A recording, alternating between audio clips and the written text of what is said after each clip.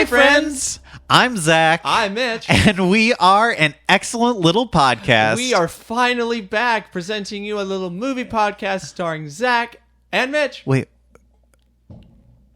What?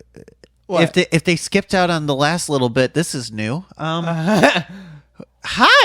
Oh, hi. Hi. Hi. So, if you missed our whole crew stuff. Wait. Hold on, Zach. Who is that? I don't know. That's Who's an that? alien. Who's that? That's Bigfoot because of how much hair. But why are they saying what you're saying, and why are they saying what I'm saying? It's because we have a YouTube channel now. What? We have a YouTube channel? Yeah, this is Little Movie Podcast first official review on the YouTube channel. Yay. And we are here reviewing. Oh no, Halloween Ends. Of all the movies to kick off, we're going somewhat. So we're doing something. The studio that made this film is Universal. I'm gonna give Peacock a credit. Yeah, Peacock a credit too. Director is David Gordon Green. The screenplay is done by Paul Brad Logan. Sorry, just gonna look at the laptop here.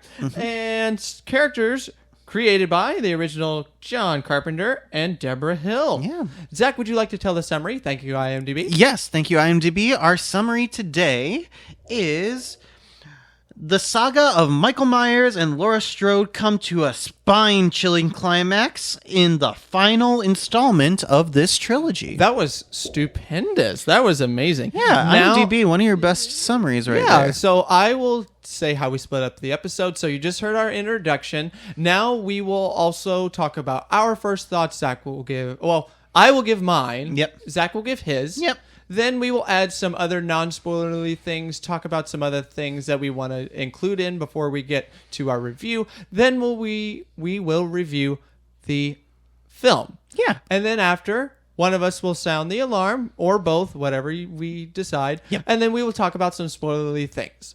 But it's time to give our thoughts. Yep. Mitch, what did you think of the final installment of this new Halloween trilogy, Halloween Ends? Yeah, I had some decently high hopes for this film because I really loved the Halloween 2018 film. Yeah. Super good.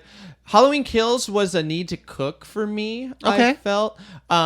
It's just, I feel like there was too much action in it and not enough horror. And Laurie literally took a backseat in this film. Yeah. It was all Michael and some of the other like surrounding people in the film. I thought there was a nice like callback to other characters from the previous films. Sure. But the film itself was just bleh. But this one, oh boy.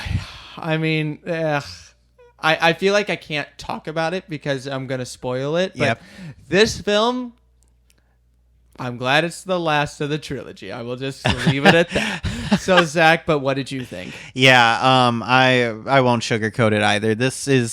It ended on not the greatest note. And it sucks too because it was a really great concept at the beginning of the trilogy. I was really excited, especially with the first 2018 Halloween. Mm-hmm. They did a really good job of reestablishing like the time, going back and, to be honest, taking away all the things that happened with the prior Halloweens and just sticking to the original as the source material. Mm-hmm. I thought that was great.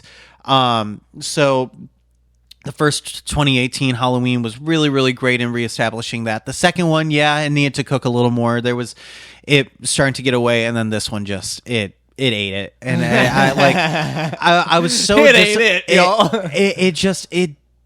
it really just didn't have much horror. It really didn't have, it was more of a psychological, and it wasn't what it was marketed originally. It just strode so far away from what it originally was, and not in a good way. Well, you mentioned Strode. Laurie Strode, let's talk about this cast. So Jamie Lee Curtis as Laurie Strode. She has said this is her final Halloween. I kind of feel bad for her because she did very well for what the script and the story was given to her. It's just...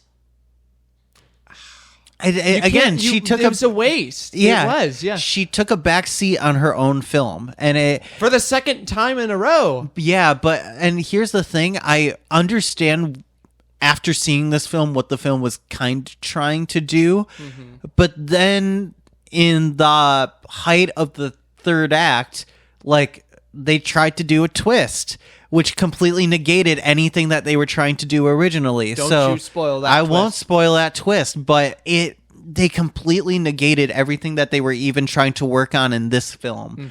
And so you walk away from this film loving Laurie and loving Jamie Lee Curtis, but you just go like, really, that could have been done so much better. Yeah. So we'll also talk about her granddaughter, Andi Matichak, as Allison. So here's the thing about Andi Matichak.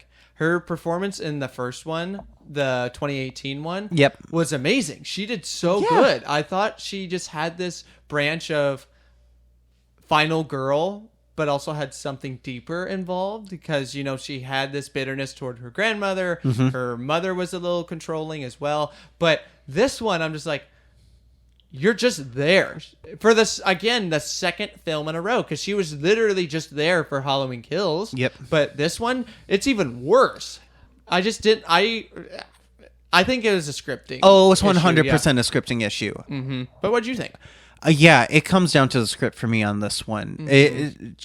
All that character development that they spent on for the first one and kind of the second one just went down the drain in this. It's as if it's a completely different new character.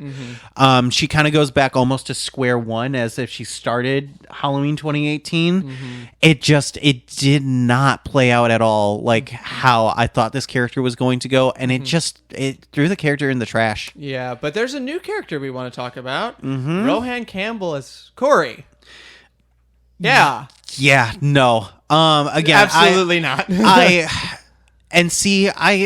enjoy what they tried to do with the character, like the concept of the character. I could buy, but it's executed so horribly that I was like, this can't actually be what they're trying to do, right? And then they do, and then it's like, oh well, no.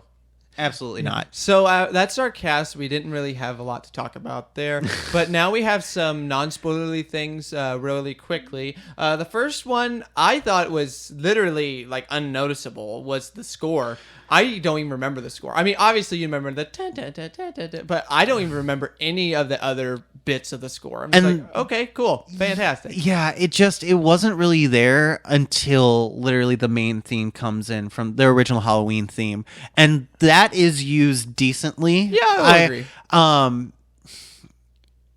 And again, the biggest point where I could talk about is a big spoiler. So, but the score itself just really was. It could have been used so much more, and they just fell flat on that one. Another thing Zach wanted to mention: the horror elements. There was none for me. It flat out wasn't. It's more of a suspense thriller. Yeah, and then at the end you kind of get a bit of horror, but like it's more so gruesome horror, not like not jump scare horror, which is what the original Halloween was known for.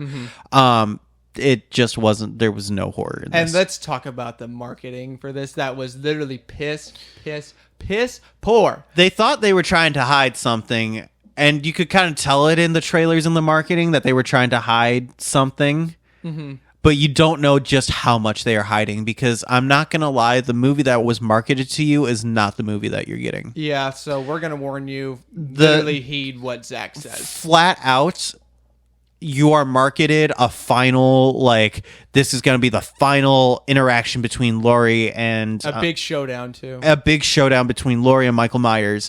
And both Michael and Laurie take a huge backseat on this one, and they go down an entirely different plot that takes up 80 to 90% of this movie. Yeah, but we're not going to talk about that because we're not in our spoiler section. Nope. But also, one quick thing. This was released day and date with Universal streaming service Peacock, which it didn't hurt it box office wise. I feel like it could have done a little bit better. Yeah, I think it would have done better if it was exclusively a theater release. Yeah, I think that this is Universal just trying to, because they're hurting for subscribers. Peacock is, which is a kind of unfortunate because I like Peacock's stuff, but I just feel like Universal needs to take kind of the HBO route. Like, really think about what you want in theaters.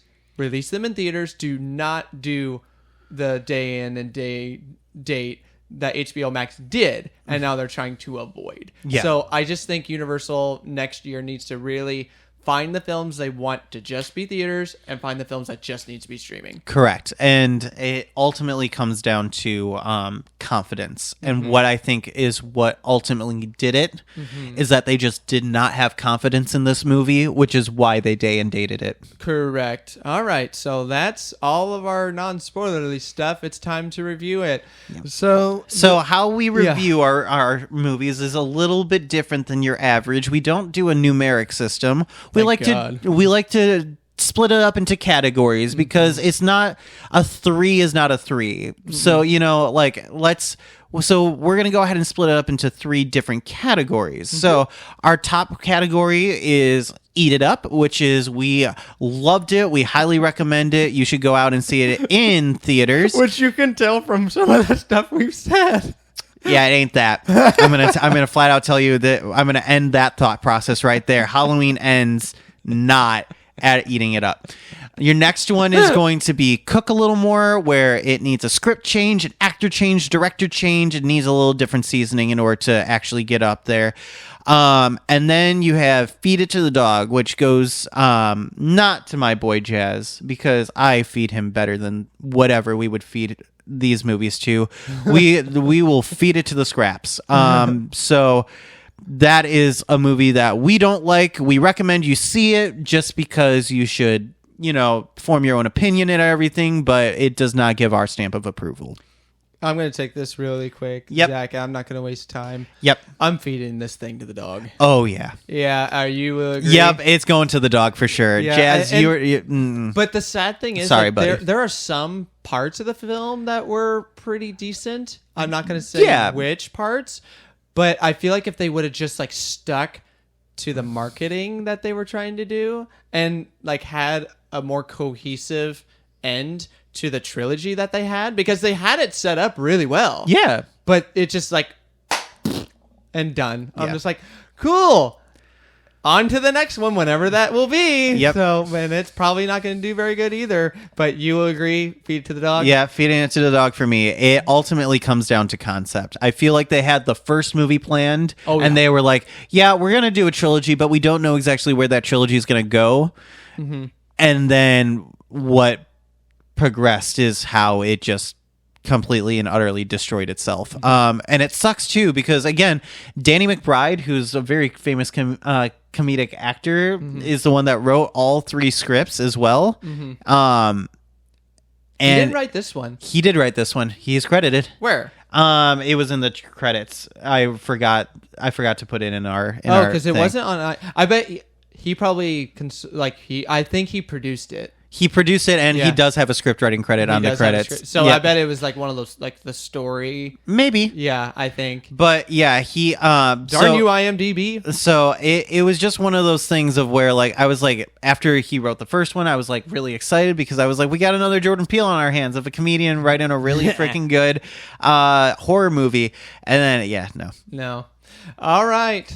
Let's sound the alarm. Yep. Spoilers.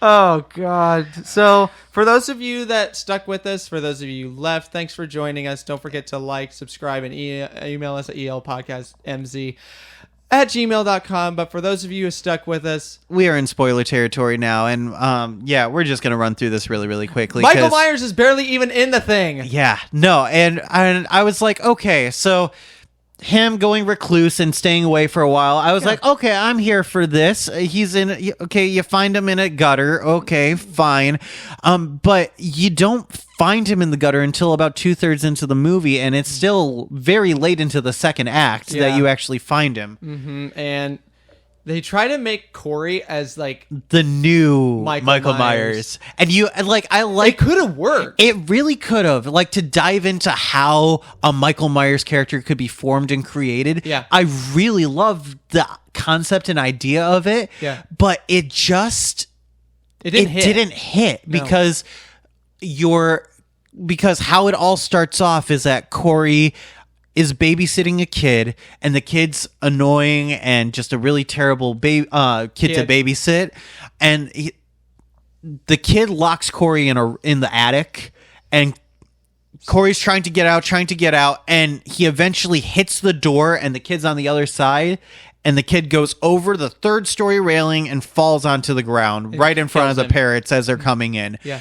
So it's an accident. Right, but the parents think it's his fault, even though the kid was a shit. The kid was a little shit. Yeah. But because the parents frame him for it and whatnot, the entire town then casts Corey out as like an outcast and as a kid Michael killer. Myers-esque. Yeah, and they basically, the city forms Corey to become the killer that he becomes. Mm-hmm. And it just, every single thing that happens just isn't buyable. Like, no. I completely understand, like, a city, like, I like that a city would kind of turn a person into that, and I like that concept, but you really don't see it a whole bunch. No. You just see it with, like, some, like, asshole teenagers being teenagers and being assholes. Mm-hmm. And that's all. Like, everyone else is just kind of like, okay, just let's leave the guy alone kind of a thing, but it's just like these teenagers and the parents that really get to him. Mm-hmm. And then all of a sudden Corey's like, yeah, I'm gonna kill everybody. Yeah. And I'm like, yeah, that's the fuck did that come from? Like, and then we get into the love triangle aspect of, so stupid. Like, okay, so again, literally all of Allison's like character development, everything that she went in from the first one kind of went away for the second one, and then it just goes into the shitter for the final one, because she goes, she just pretty much goes like, oh my gosh, I want to be rebellious from my grandma, so I'm gonna fall in love with the first guy I freaking see, who happens to be Corey.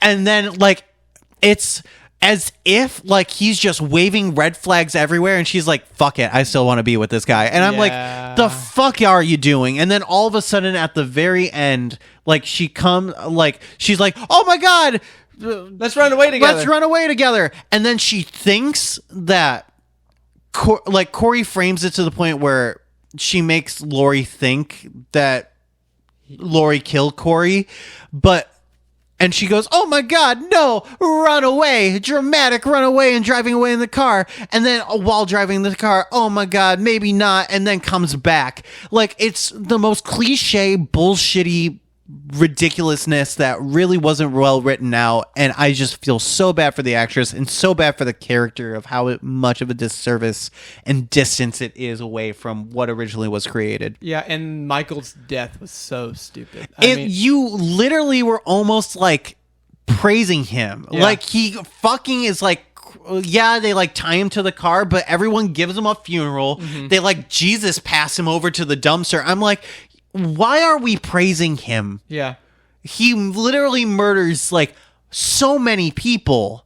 The way I took it, it was the town finally saying like, let's actually make sure he stays dead. I didn't count it as a funeral. I counted it as, let's cast this outcast into the depths of hell. But it was done respectfully, which is the thing. It was still given like a respect, which I was like, no, don't give. There's a saying of like giving credit where credit's due, or game recognizes game. Nah, not at all. Yeah, I feel like it was Laurie's decision, because she was the one that told him to do this. Yeah, wrap it up. So I feel like it could have been just like Laurie saying like, finally, this is over. We had this battle.